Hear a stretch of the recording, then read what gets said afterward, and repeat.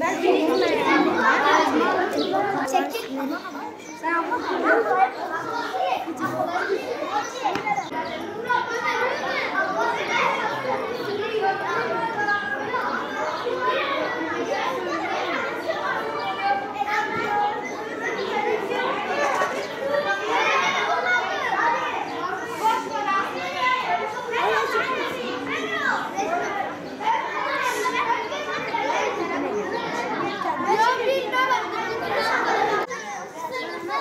Evin sonuna yeni bir şey de yapmışlar. Ben bilmiyorum.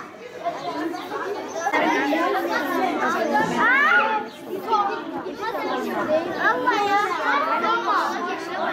Çocuğun içine girin. İlk baktınız. Sormayasın, sorma. İşte hem sormayasın hem sorma. En çok o ilgini çekti değil mi? Sınıfa.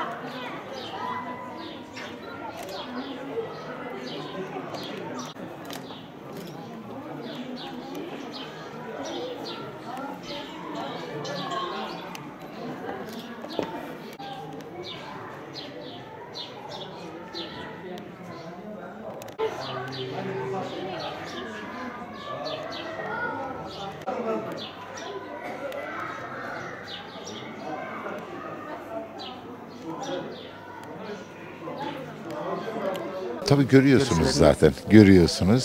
Sürekli sabahtan beridir açmışız. Bütün sınıflarımız, velilerimiz, sağ olsun Sayın Kaymakamımız, Sayın İlçe Milli Eğitim Müdürümüz, şube müdürlerimiz, okul müdürlerimiz, diğer okullardaki öğretmenler, velilerimiz herkes gelip izleyebiliyorlar. Çocukların yeteneklerini görmeye çalışıyorlar. Sadece bizim okulun öğrencilerine aittir. Her okul bundan sonraki dönemde herkesin belli günlerde ayrılmış zamanları vardır.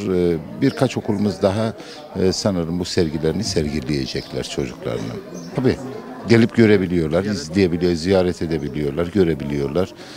Hatta bazen katkıda bulunmak isteyen velilerimiz dahi olabiliyor. Yani kendileri de bu yeteneklere sahip olan velilerimiz vardır. Onlar da kendi resimlerini getirmek istiyorlar. Ama biz çocuklarımızın emeklerinin sergilenmesini istiyoruz. Çocuklarımızın bu yeteneklerinin ortaya çıkması lazım. İşlemek lazım çocuklarımızı. Sokağa atmakla bu işler olmuyor. Sadece öğretmekle de olmuyor. Eğitim, öğretim bir bütündür. Bu bütünlüğü sağlayabilmek lazım. Çocukların emeklerinin ortaya çıkmasını sağlamak lazım.